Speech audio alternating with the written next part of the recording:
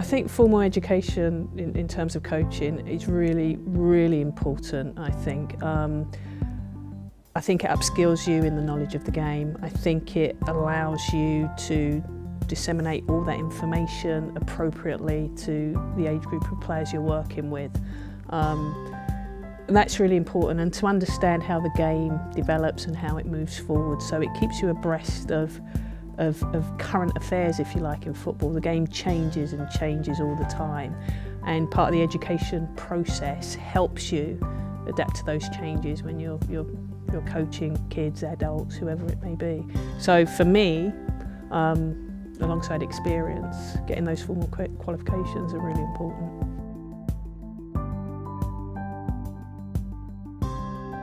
Absolutely. I think what you know, the danger is that you get this qualification, you might get whatever level you get, and then you assume that you've got all the knowledge, you have all the answers, and it stops. And it's evolving, I think, and the game evolves, so you need to evolve with it. So whether you've got the pro license or not, it's really important that you continue to learn. And more importantly, it keeps you abreast of the game and it challenges your thought process. And I think by that continual learning, you become better. You become better at your trade. You then become better at dealing with players. And the idea of coaching is about how you make players better. So it's important to continue, I believe, upskilling yourself in order to make you more proficient at your job to help players develop.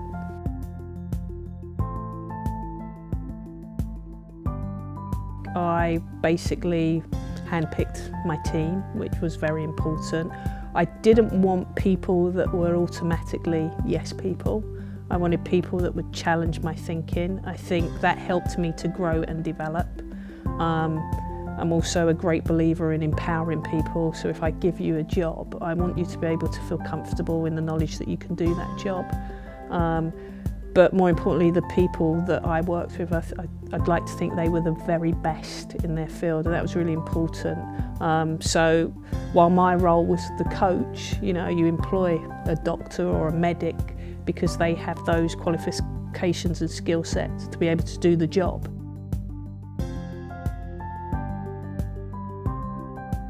During my tenure, when I first started, and certainly when I was a player, psychologists weren't at the forefront of the game. They weren't part of that overall team. And in the last maybe 5-10 years, they've become a real positive contribution to the team. So I did employ a sports psychologist. I employed 3 for the different age groups that I worked with. And really, really powerful, actually. I thought that it allowed the players to grow and develop, own their own game, if you like, give them more confidence in what they were doing. And it really enhanced the team dynamic. I mean, you've got so many different personalities, and by the nature of that, not everybody necessarily is going to get on. And the psychologist really kind of pulled people together and worked on those, you know, the imagery and all of those, the controllables, all of those things that are actually quite important to playing the game at the highest level.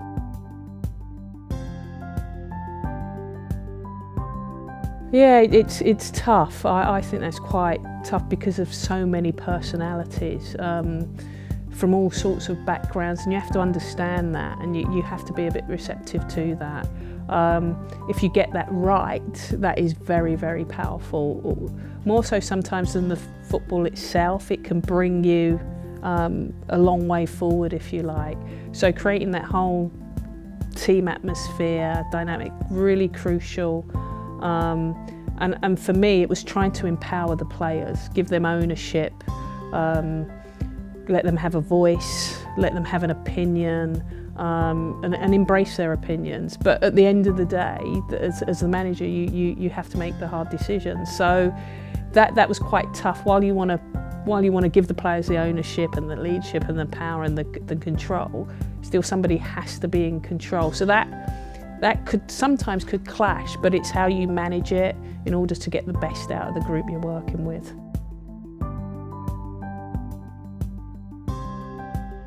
That's really tough, actually, because I sometimes believe it's about the type of person you are. For me, I'm quite relaxed. I mean, I've had setbacks. I've lost matches, lost my job. So I've experienced it all. I think the type of person I am, I'm quite relaxed about. I was quite relaxed in the job, I like to think. So not that I didn't care, I cared deeply, but I think it's about your personality.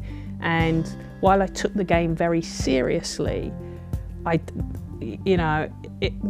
me being in that role was never just the game. I had other things that helped me stay grounded, if you like, family and friends and my personality. I'm quite a relaxed character, and it's a really hard one to answer because I just think individuals are different. Some people will really cope with it well, others might struggle a bit. I think the message I would give is, you've got to get a balance.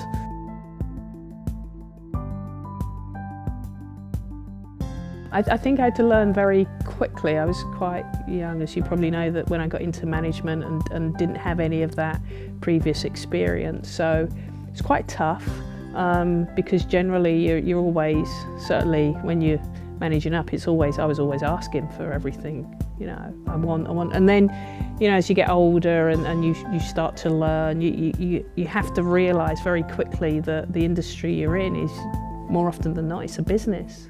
And you're not always going to get what you want. So it's how, and something I learned actually on a course is it's about how a win for me is a win for them, and how you sell that, and how you negotiate, and how you work with your senior management to get what you want.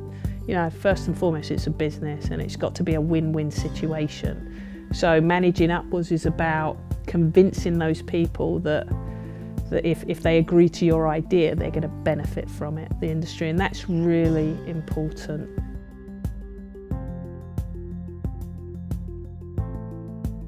Practice. For me personally, I've worked with every age group, children, adults, I've done disability coaching, I've done everything, and actually recognising what my strengths were. Sometimes people think that working for England is better than working with the under-9s.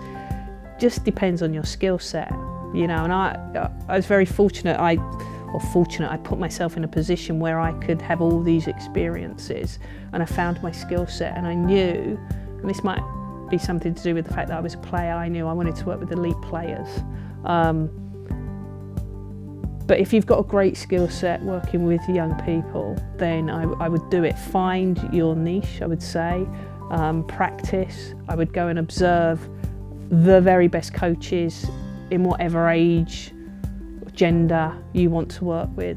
And I would definitely recommend a mentor, somebody that you can bounce ideas off, somebody preferably that has a knowledge of coaching and the requirements of it, I think is really helpful.